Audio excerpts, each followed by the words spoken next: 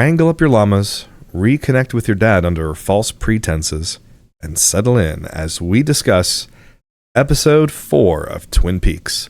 This is Reasonably Priced Accommodations. I'm Rob. And I'm Adam. So, Adam, what's been going on since we last met these crazy characters in Twin Peaks? I don't know. I don't remember. I was hoping you did. Oh man, it's been a little bit. We had to take a break because we both got sick. Yeah, but we're back. At least our break wasn't what was it last time? 6 years? Yeah, six years. It's only 6 days. We're on track. Yeah, we're pretty much on track. I bought the Blu-ray set, so like I'm in now. There's no going back. Yeah, you've got sunk costs now. Yeah. And all the editing hours, like we're sticking with it now. It was great because when we started out, I told Adam, "Hey, don't worry. I always wanted to learn this stuff anyway, so I'll handle all the editing for us, or at least half and half, right? Yeah. I'll at least chip in. How much editing have I done? None. Zero. I sent you all the files, and I'm like, "How's that going?" Yeah, I made him work extra. Like he cleaned up his files, sent them to me. Yeah, and I was like, "Oh yeah. Checks in the mail." But good news, someone else is editing this one, I think. Yeah. So, I'm gonna take credit for it though. Yeah, you can. Yeah. My brother-in-law Rafi is going to be editing this podcast. But I'm gonna pretend like it was me. Okay. Because good job. Technically, I'm paying him to do that. Good editor. So it's like by extension, I'm editing it. True.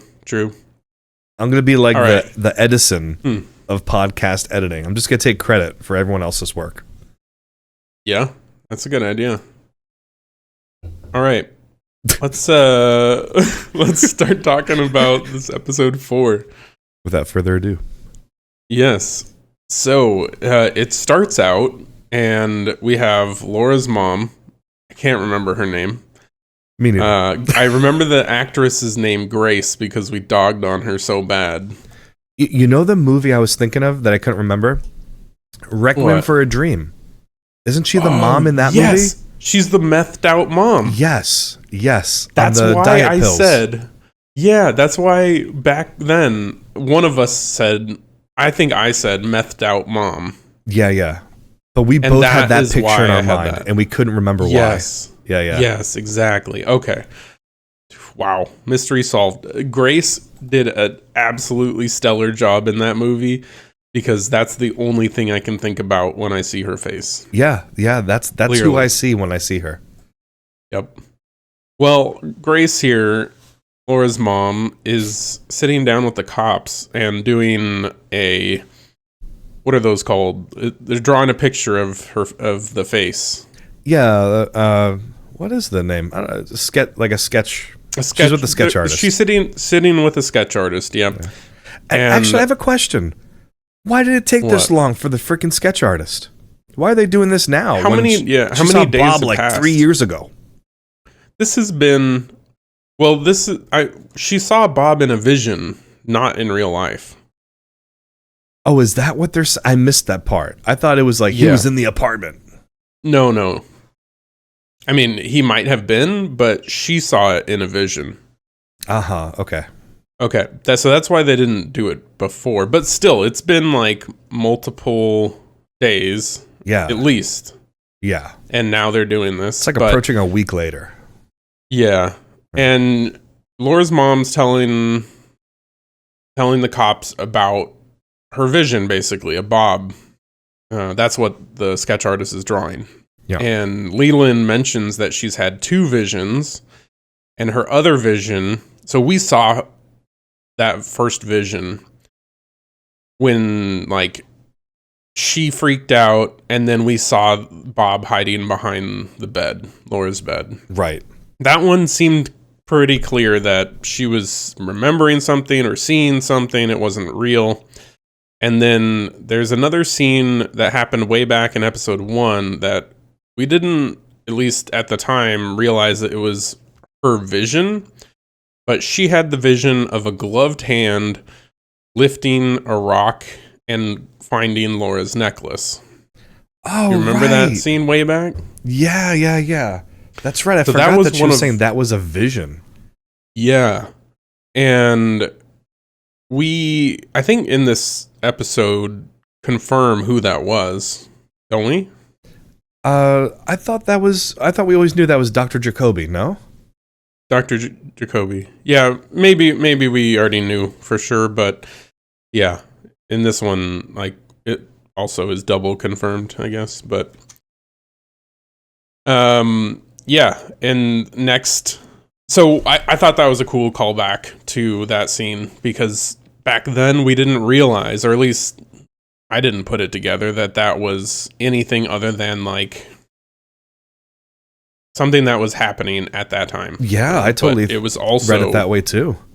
Also Laura's mom's vision. So there's some kind of maybe supernatural thing going on here. Maybe she's psychic. I don't like it. I don't mind it. I know, yeah, you don't like it. I hate it. Okay. It takes away from, like, okay. It takes away from like how smart and capable Agent Cooper is, ultimately. Because he could just be getting all his answers in his dreams psychically. Yeah, like he can be logicking all this stuff. So like all the great like interrogation work and deductive work that he's done up to this point doesn't really matter if you can just dream up the answers. True. Yeah. I mean, he seems to read people in real time as well, though. Yeah. So, but yeah, like I could see that being just like some sort of supernatural ability, and he's not actually that smart, which would actually go with why he's so goofy at times. Oh, I hate it. I hate it more now. Okay, hopefully it's not that. Hopefully. All right. Oh, it's gonna be that. Maybe. All right. So next, we have Jacoby in interrogation with Cooper. Yes. Right. Speaking of Dr. Cooper's skills. Oh, not Dr. Cooper. Agent Cooper. Agent Cooper's skills. Yes. And there's a big Tibet poster behind him, bringing back the Tibet from the couple episodes ago. Yeah. Mm-hmm. You're eating right now? No. Okay. Yeah. Mm-hmm. Professional. And Cooper's asking about cocaine, I wrote down sex problems. You remember something with that? My note says Dr. Jacoby couldn't penetrate that fortress. Okay. And also Dr. Jacoby being gross about sex. Just yeah. Uh-huh. Oh, I think that's Dr. a quote. Jacoby and yourself being gross about sex. No. I mean, I think that's a quote. Dr. Jacoby said something to the effect of, "I couldn't penetrate that fortress." Oh, wow. Okay. Like he's being gross. Okay. He also says that Laura had secrets. Yeah. Says that he followed a guy in a red Corvette to the sawmill the night after Laura's death. Oh, I just made a connection I hadn't before. Keep going. Yep. And she told Jacoby about the guy. And we also know that Leo Johnson drives a red Corvette. Right. That's the thing I overlooked. Yeah. Mm-hmm. So this is when Jacoby picks up that rock, I think. You think? Dr. Jacoby, or is it a different time? When he picks up the rock and takes Laura's necklace. Oh, yes. Do you think that's the same trip? Oh, or a different trip? Jacoby was following... Never mind. Jacoby was following Donna and... Right. James. Yeah, okay. Never mind. Different trip. But anyway, we know that Laura had told him about Leo, essentially, and that Yes. Jacoby followed Leo. Yes. Okay. So Cooper gets a call from Gordon back at Quantico Mm-hmm. about the punch that that the sheriff did, the big sucker punch on Albert, the slow ass sucker The punch, 60-second punch heard around Twin Peaks. the snail haymaker. Yeah. Cooper's like not having it. He still backs up the sheriff and basically says, if you go further with this, like, shit's going down. You're gonna make life hell. Yeah. There's also a mention at that point, right, about the bird bites. Yes. So in the very first episode, they mentioned that Laura had animal bites on her shoulder or something. Yes, And correct. And at first they assumed it was a probably bird. like wildlife or whatever, you know. Yeah, we thought raccoon or I don't know. Yeah. Fox. But Maybe a coyote. we confirm it's a bird, so that's a clue that they're gonna end up looking for bird owners. The next scene so we're at the Timber Falls Motel. Josie is there scouting with like a long range photo lens. And who is she spying on? But the shrimpers. The what I wrote. shrimpers. I wrote in all caps. You wrote that too? Yeah, I wrote it all caps, No top way. of my page. Shrimpers. Yeah. Yes. So I couldn't remember their names, but I wrote the shrimpers because I couldn't remember. But it's Ben and Catherine. Yeah, right? Catherine, yeah. And they're in bed talking about torching the mill. Disgusting stuff, whatever, yeah. Yeah, they skipped the shrimping this time. At least they didn't show it. But they're talking about torching the mill and then blaming Josie for insurance fraud. To like let her take the fall. But as you do. In doing that, like, how do they get the money then? Yeah, because she Like, owns it. Like, she'd be the recipient of the money. Right, she'd get the money. Or if it's fraud, they'd find out. nobody gets They'd the find money. out it was fraud. Yeah. No one gets the money. Yeah. But she takes the fall and goes to jail. And then, I guess, because she's in jail... No, then, I don't know. The mill is burned down, so... I don't know. If they're willing to just, like, get her out of the picture completely, like, that's what they're really trying to do, maybe? I don't know. Maybe. Thought that Like, was maybe weird. they're just trying to send her to jail, so then, like, the property becomes worthless, and, like, you know... They can buy the property cheap? Yeah, something like that, There's maybe. just burned out mill there? I don't know. I don't know. But anyway, that's what they're up to. Then we find out Deputy Hawk calls and claims to have found the one-armed man. Deputy Hawk is cool, dude. Yeah, he is.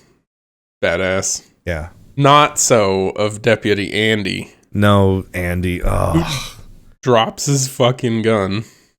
what a piece of shit. Yeah. So he drops it. Is that when it goes off as well? Yeah, and I wrote here that everyone seemed oddly calm for a gunshot going off. They're so used to it. It's happened before. They're like, oh, it's Andy again. Wah, wah. Yeah. Mm-hmm. They're just like, don't be anywhere downrange of this guy because it's not safe. Freaking All Andy, right. man. Yeah. I don't hate him as much as you do, but I think he's I want funny. to kill him. I just Okay. I want to bully him until he dies. Back at the motel, they find a poker chip that the one-armed man dropped. Yes. And they're asking the one-armed man questions. And an Elvis He voodoo said- doll? What was there an Elvis voodoo doll? I don't know. I just wrote Elvis voodoo doll. I don't remember it. Oh, great. That's helpful. Yeah, no, I don't remember anything about that, but Okay. That's all I got. All right. Well, I have some more useful info here. Okay. Where they're showing the picture of Bob, right? The the sketch. And he says, "Yeah, that's Bob, veterinarian." And then they're also talking about how he lost his arm and that his arm had a tattoo that said "mom" on it. Yes. And then he breaks down crying. Yes. Very, very weird, but funny. That's all I got of that scene. Yeah, Cooper went like a little hard on him. Yeah. He broke. You know, sometimes you gotta do that. You gotta break a couple eggs to make I don't know, souffle. Yep. And then Audrey, it cuts to Audrey smoking at school. Mm-hmm. Doing what swanky rebels do, smoke at school. Yeah. And they're complaining about algebra. Yeah. Now, I have to say, this was something that got stuck in my craw. Okay, I got something stuck in my craw here, Adam. The thought of your craw disturbs me. What about something stuck in it?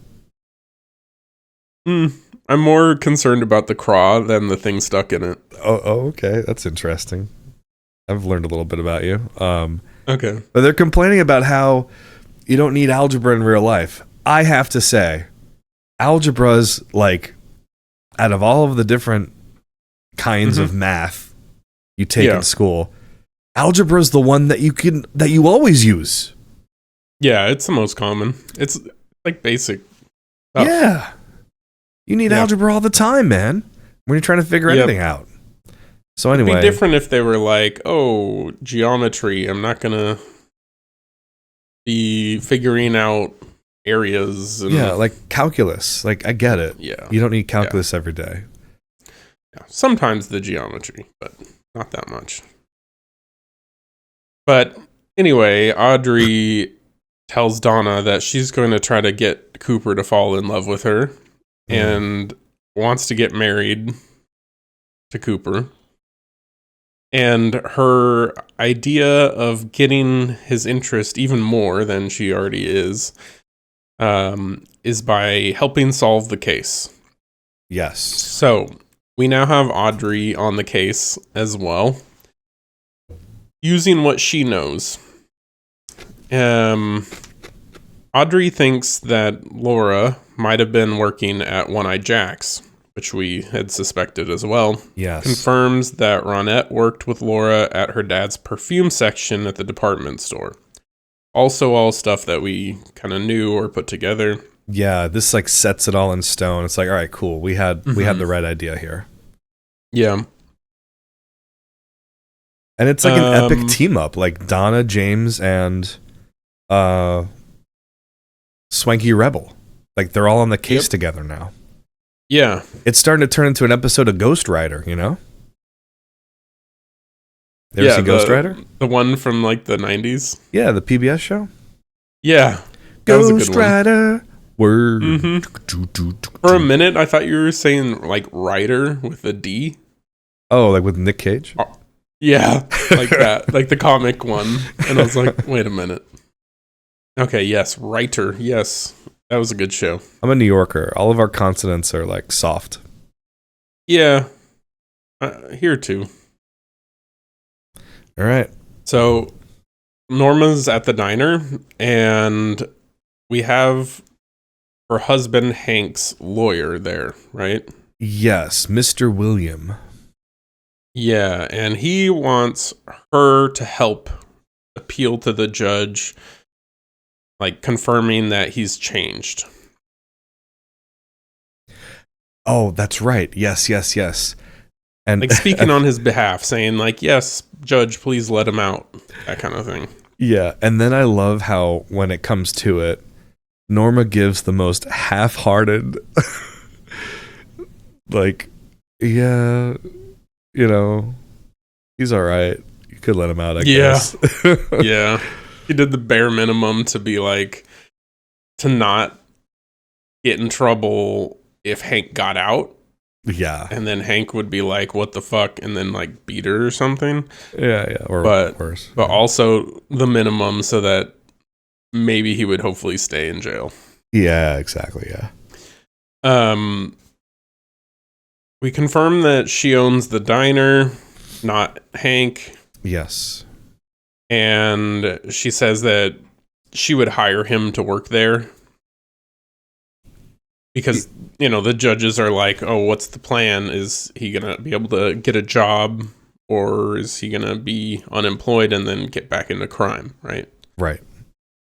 And so, yeah, she says she would hire him. They would live together.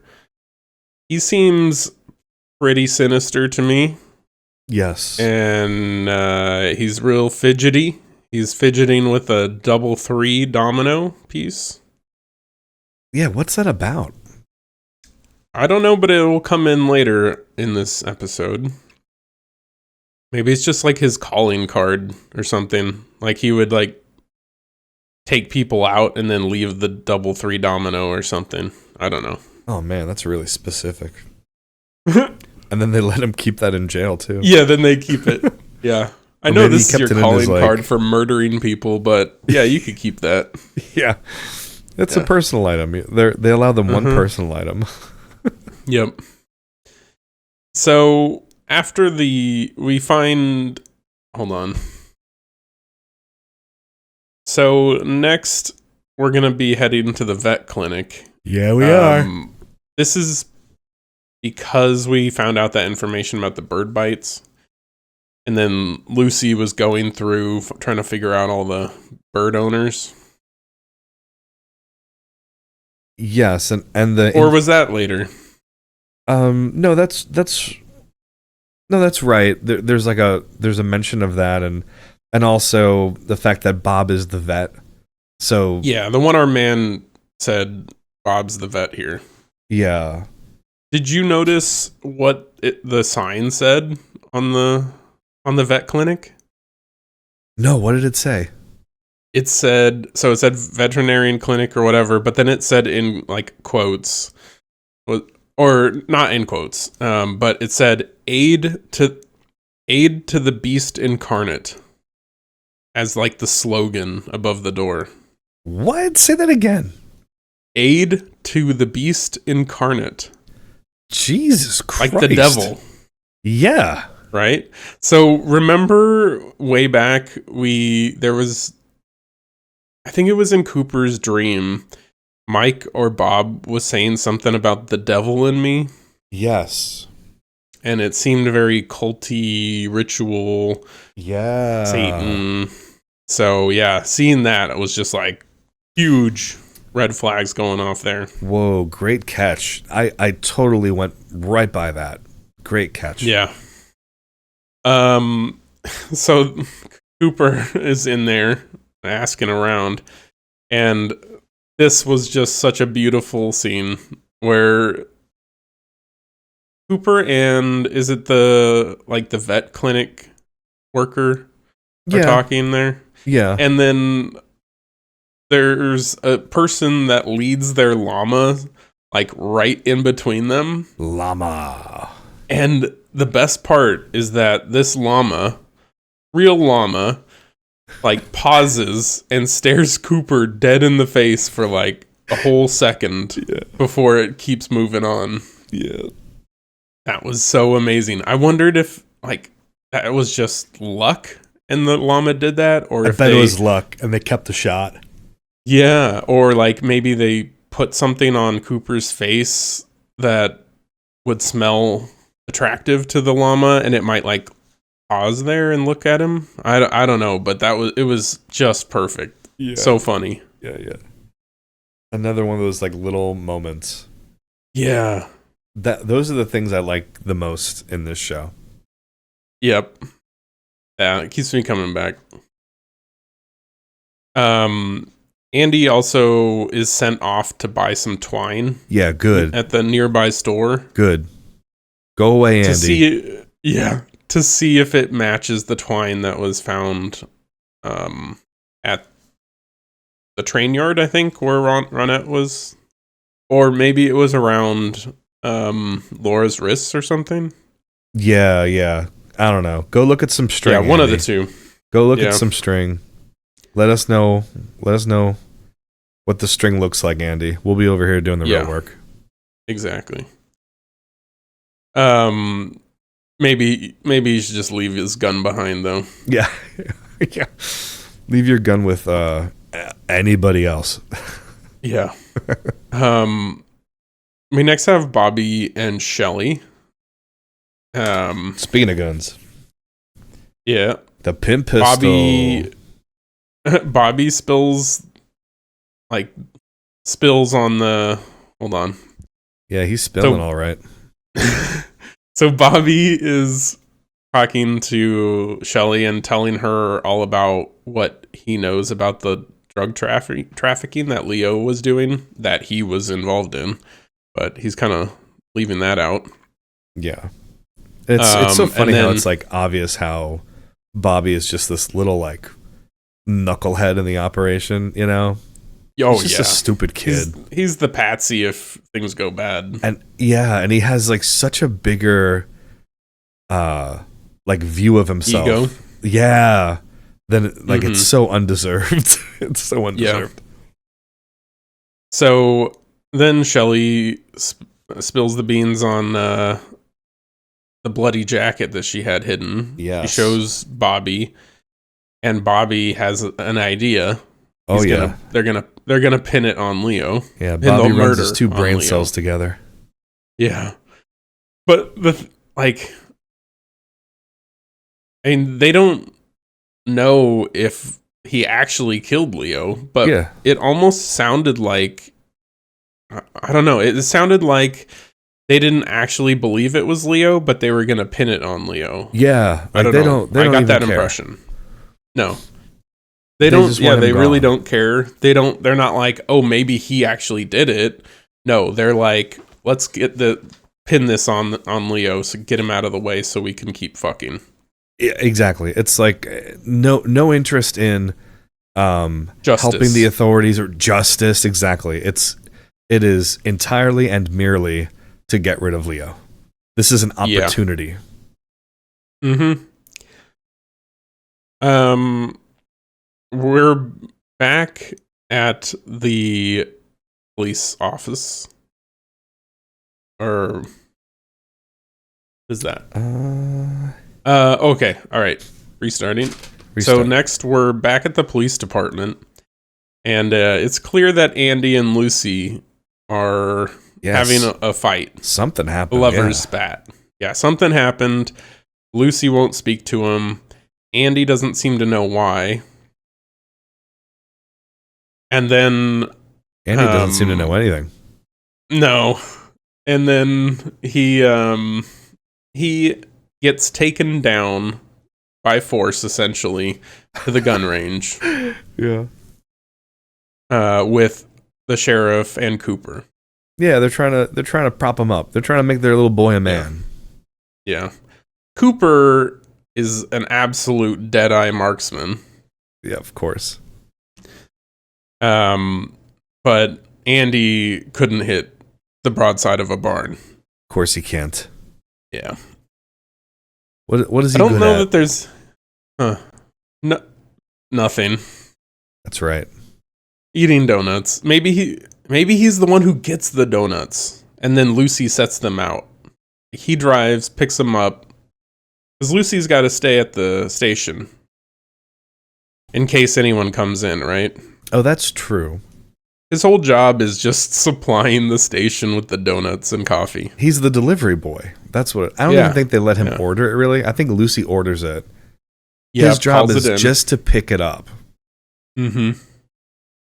Because I could see him getting orders wrong, you know? Mm-hmm.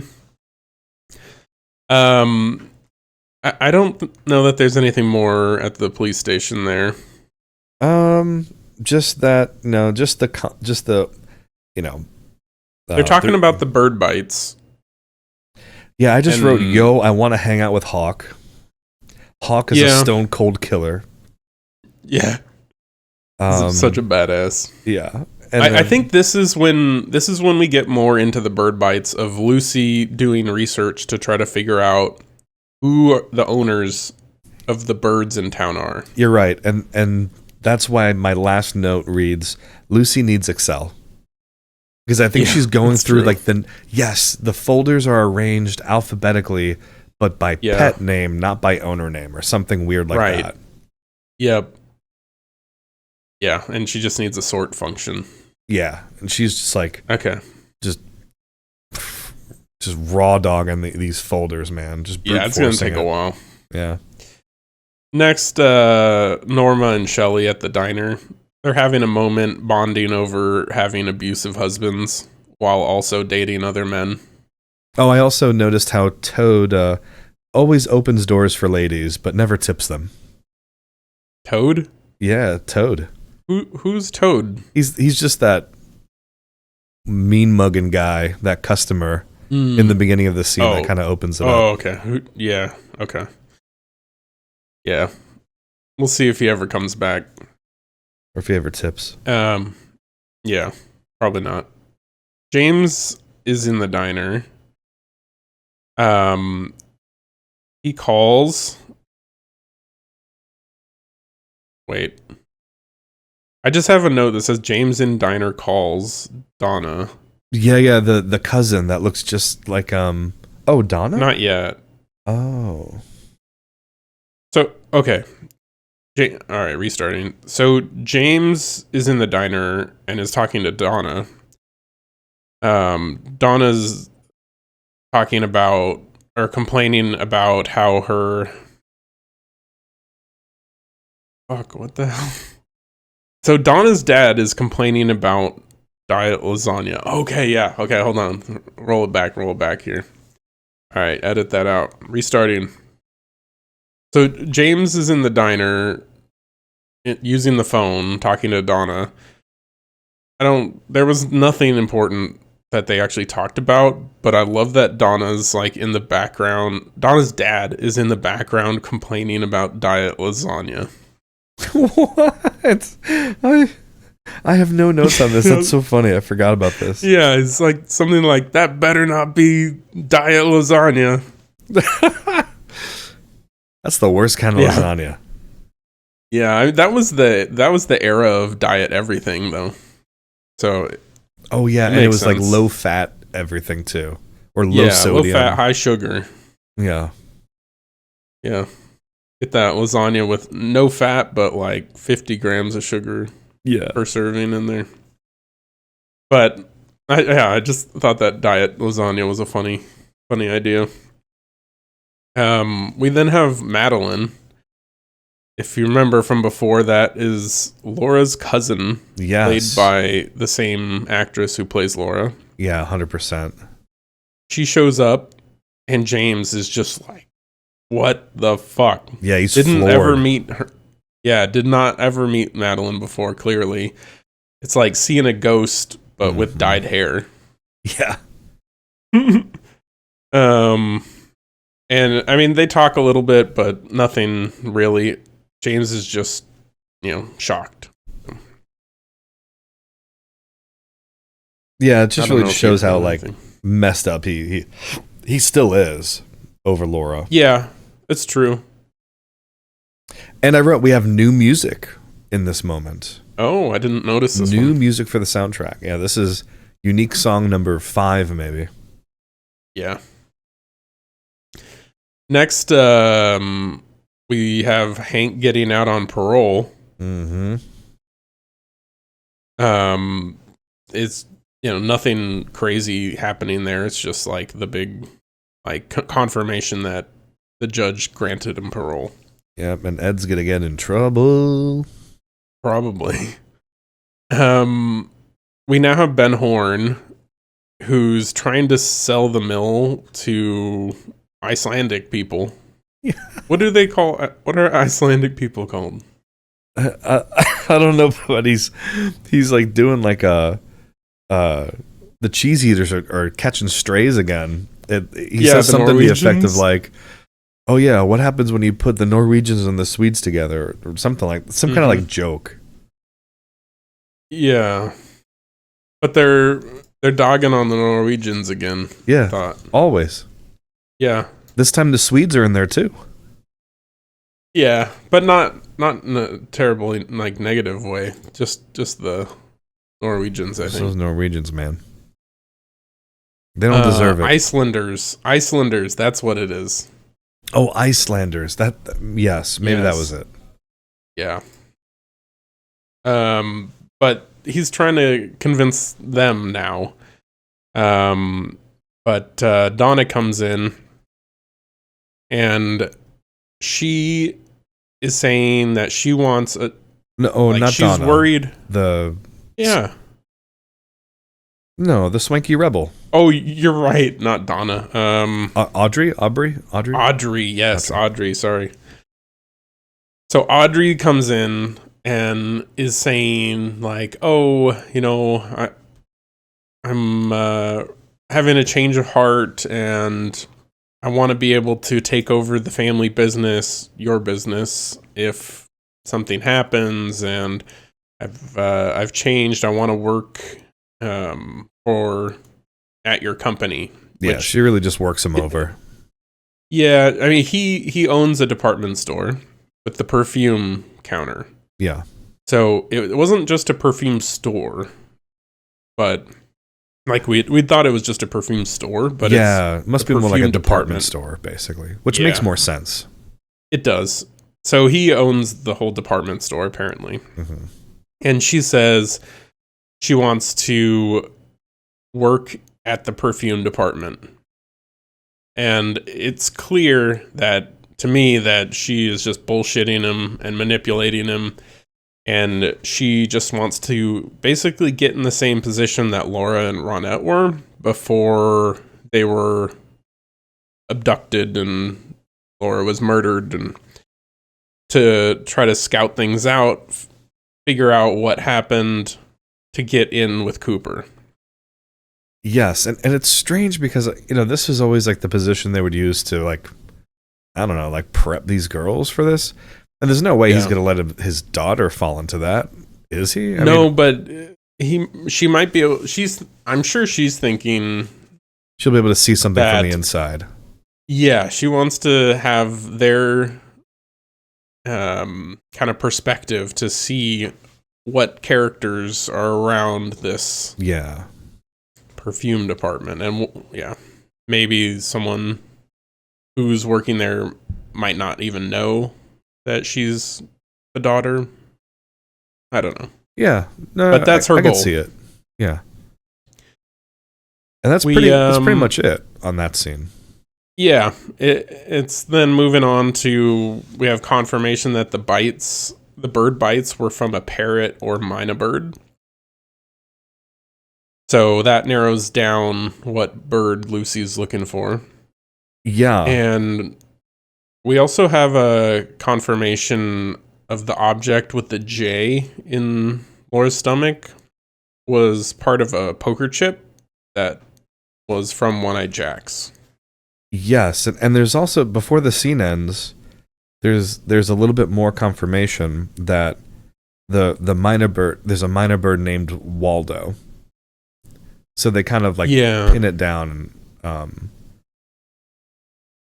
So I just wrote, "Where's Waldo?" Mm-hmm. Biting Laura's shoulder. That's where he is. Yeah, eating corpses. What a weird word. I don't trust birds, dude. I don't know about you. They're the shadiest of all animals. It's when it comes to pets, if someone has a pet like parrot or something, I do not trust those fucks. No. The parrots, I think, are okay because the parrots give you a window into what the person's really like based on the parrot's vocabulary. But I mean, I'm not gonna. So here's what I'm saying. Yeah.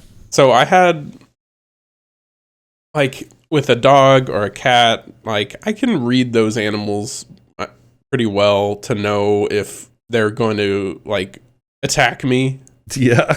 Or if they're chill or not. That's your threshold? It's Is this animal going to attack me or not? You could tell. Yeah. Is this animal chill with me or not? Is it, okay.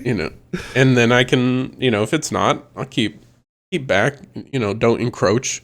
Yeah. But with a parrot, like, I can't read that bird. Like, if the owner's like, oh yeah, you can pet him, and the bird wants to bite my finger off, I can't tell that very well. Oh, well, I mean, they're not. I mean, they're parrots. They're not gonna like bite your finger off. Yes, dude. All right. Quick story here. Okay. I used to work. An early job of mine was working in a dealership, and the owner had this fucking parrot. Uh-huh. It loved French fries, but okay, it was also known to bite. And it was very unpredictable. And so it was generally advised, don't try to put your fingers near it or pet it, because it bit like one of the workers pretty dang bad in the finger.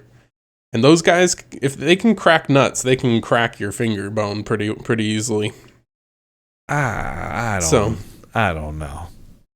I didn't trust birds that much before that, and then that I was just like, I'm out on birds. Okay, but let me tell you about. Let them fly. And this is not a common bird to have as a pet, but like ravens, are so freaking cool as birds. Yeah, absolutely. That would be awesome because they have like the speech mimicking of parrots, but way more intelligence and like social like attuneness. I don't know. Like I think that's part of why I don't like most birds is that they don't have that social aspect with humans. Yeah. Ravens are very fascinating in that way, where like ravens will remember and tell each other about like individual humans that are like good or bad. Yeah. Like, oh, look out for that one, or this one, take a shit on that one. Yeah, like literally, and like yeah. The way they treat different humans differently is fascinating. That's super cool. Yeah. Yeah. But parrots, nah, fuck them. Anyway, back to the show here. Oh yeah, okay. Yeah. Waldo. Where's Waldo? Waldo, yeah. They go to Jacques' hotel room. That's right. This is Bobby. Bobby does. Bobby's there planting the bloody jacket. Yeah, and they kind of like stumble in on him. Yeah, the cops and Cooper. Yeah. So Bobby's going there to plant Leo's jacket, and they have the police are going there for a different reason, looking for. Were they looking for Jacques? Yeah, they're looking for Jacques. Yeah, and so Bobby plants it, jumps out the window, runs away. They find the jacket, which has LJ on it for Leo Johnson. And Cooper they take the bait now. And they're after him. Yeah, and they run after Bobby, but they don't know it's Bobby. In fact, I think they just assume it's Jacques. Yeah, and he gets away. Yeah. So they never know that it was Bobby. Ben Horn, Audrey's dad, meets up with Leo. Down by the river. Yep. And finds out that Leo killed Bernie, which is Jacques' brother, and that Jacques fled back to Canada. Yes. Yep. The one-armed man is dead. Yep. And Ben is hiring Leo to light the mill on fire. Yeah, that's right. Yeah. So that's kind of in motion. For that scene. He says, green light, 3 days, burn it down. Yeah. That's kind of it for that scene. Yeah. We have Donna and James who go back to where they buried the necklace back in the first episode, I think. Of course, it's not there because we know that Jacoby followed them and took it. That's right. Donna mentions that Laura and her mom were, quote, spooky with knowing like premonitions and visions. I hate it. Ugh. Yep. I hate it. So maybe there's something in that with why Laura was murdered. I don't know. We'll see. But we then cut to Josie and Pete. Pete's the fish guy. Yeah. Catherine's husband. And he gets Josie to agree to be his fishing partner in like a fishing tournament or something. That's right. And he's got a hankering. Hankering for what? Turkey sandwich with mayo. You gotta have mayo on a turkey sandwich. Yeah, it's like if I can't have mayo, I don't want a turkey sandwich. Yeah, I'm with you on that. Especially like if it's a post-Thanksgiving turkey sandwich where it's like a thick slice from the bird. Yeah. You have to have plenty of mayo on that. Yeah, I don't know if I've ever done that with turkey leftovers from Thanksgiving. What? I've always just that's like drop them in gravy. That's crazy. You know? That's the best. Honestly, that's better than having the turkey at Thanksgiving. Is the sandwiches that you make it's with the leftover the sandwich? Wow. Yeah. I think I've been missing out. Definitely. Next time. Do it. It's very important to me that you know that I was able to identify the mayo in this scene by jiggle alone. And that's going to be my clue to you. Not the bottle? Not the jar? Well, it was the jiggle? Yeah, by the jiggle of the mayo itself. Ooh, wow. I mean, you are a mayo aficionado, I feel like. Or at least a super fan of mayo. I'm a connoisseur. That's the word, yeah. And it's not as obscure as you would think. It's straightforward. It was Hellman's mayonnaise. Okay. Just original Hellman's. Classic. Yeah. I grew up with it being called Best Foods, but yeah, it's Hellman's, yeah. It was called Best Foods? Yeah, on the West Coast, it's Best Foods mayo. So was that the mayo like you would have, or were you like a Duke's mayonnaise guy? No, Duke's didn't exist on the West Coast. Oh, is that like a East Coast thing? I think it's a Southern thing. Southern, that's what it is. Yeah, okay. Could be wrong, but I do. Okay, all right. We got to talk mayo for a minute here. Oh yeah. Or should we save it to the end? Oh yeah, we're close to the end. We could save it for the end. Let's come back to it. All right, we'll come back for the mayo segment at the end here. Yeah. We should have a mayo segment every episode. Yeah. This is your weekly mayo update. Yeah. The news in the mayo world. All right. So Josie so she agrees, and then Josie opens up a letter, and in the letter is a drawing of the 3 domino. Yeah. So like Hank, there's some connection there between Hank and Josie.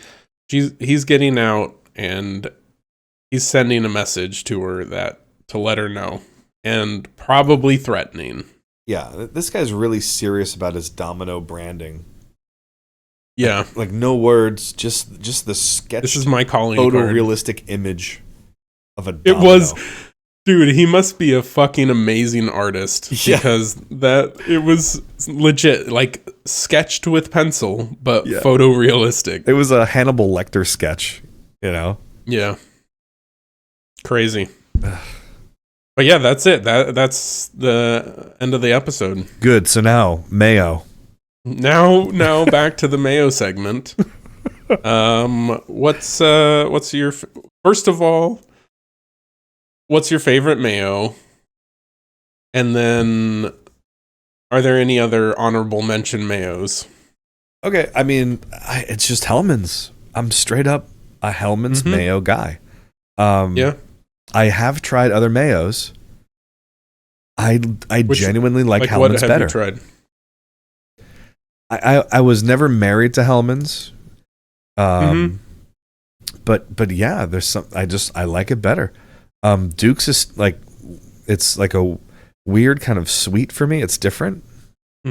It's tangy. Tangy is the word. Yes. Yeah. I mean, it says so. Okay, I will disclose. I have 3 mayos in the house right now. Ooh. I have Hellman's, of course, in a big ass Costco size. Yeah, Hellman's. the tub. Yeah. Yep. Yeah, that's what. So we regularly get that. That's what I use the most. But I also have a jar of Duke's right now. And then I also have a bottle of QP mayo. QP mayo. That's the Japanese mayo. Oh, yes.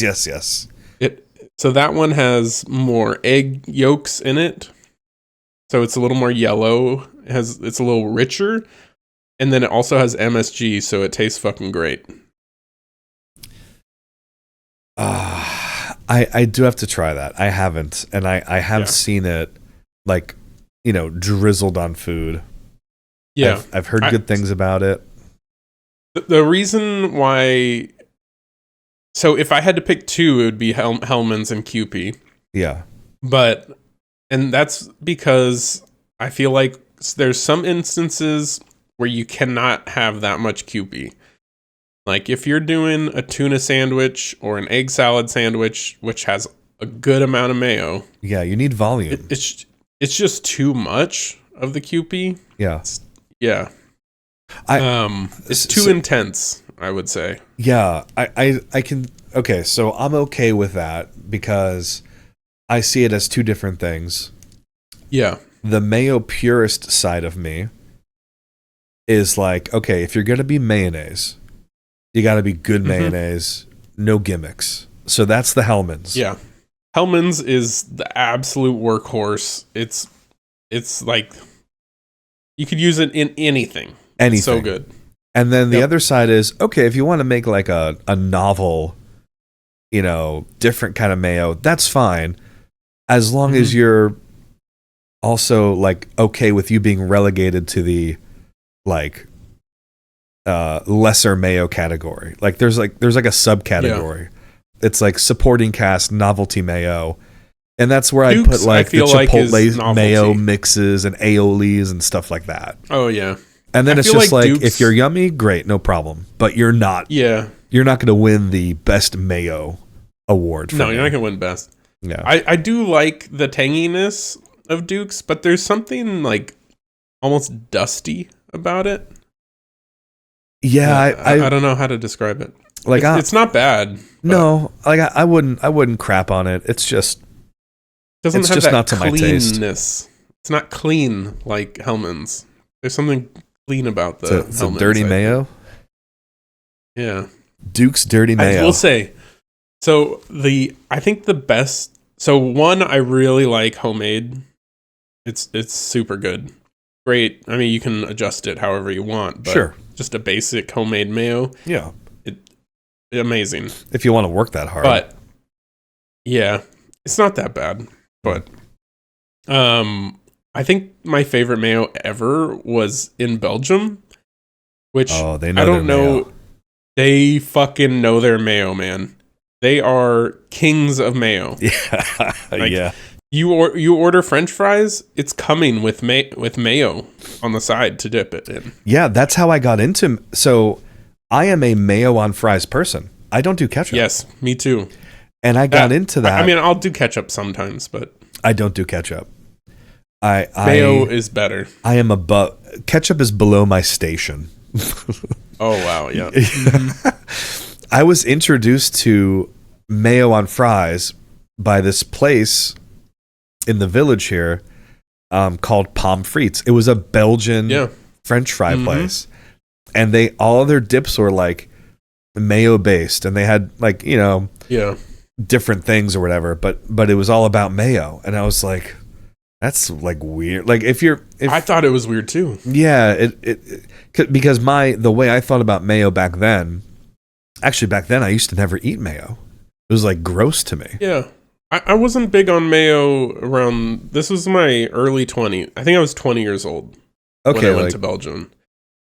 Yeah, I was still like teenager, late teens when I was introduced to it. Yeah, I wasn't big on mayo back then myself. Yeah. Now it's like a food group. Yeah. But yeah, so I like, even at music festivals there.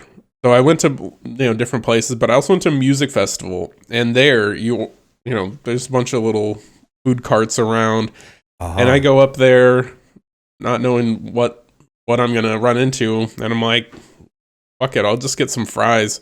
Get fries, comes with mayo. Yeah, can't go wrong. Their mayo, I was surprised, and then I tried it. I'm like, this mayo is different. This is not our normal mayo. This isn't Hellman's. This is better than Hellman's. How would you describe their mayo? It was thicker and like velvety. Ooh. Rich. Little more tang. Uh-oh, a little dookie. Yeah. Yeah, but without the dustiness. Without the contamination. Yeah. But yeah, that's the best mayo I've ever had was in Belgium. It's the kind of mayo you can hold upside down and it won't fall. Exactly. Yeah, nice stiff mayo. Yep. And that's what, that got me to change my mayo outlook on life. That's cool. Yep. I can dig that. Yeah, mayo makes fries so much better. Oh my God. Oh yeah. Also rockets that calorie count up right there too. Yeah. It goes from like 500 calories to 1,400 calories. Yeah. I'll also sprinkle a little cayenne pepper sometimes. Oh yeah. Mm-hmm. Mix it up, give it a little pink color. Yeah. I'll tell you what mayo sucks ass. Kraft mayo. Oh yeah, and I was gonna say Heinz right behind it. I don't think I've ever seen or tried Heinz. These are both like Kraft mayo is like sugar central. It's so bad. It's like vegetable spread product disguised as mayonnaise, whatever the term is. It's disgusting. Yeah, right there with like Miracle Whip is not a mayo, but it's Kraft mayo is close to that. I feel. Yeah, it's disgusting. It's garbage. Yeah. Has no place on this podcast. Nope. All right.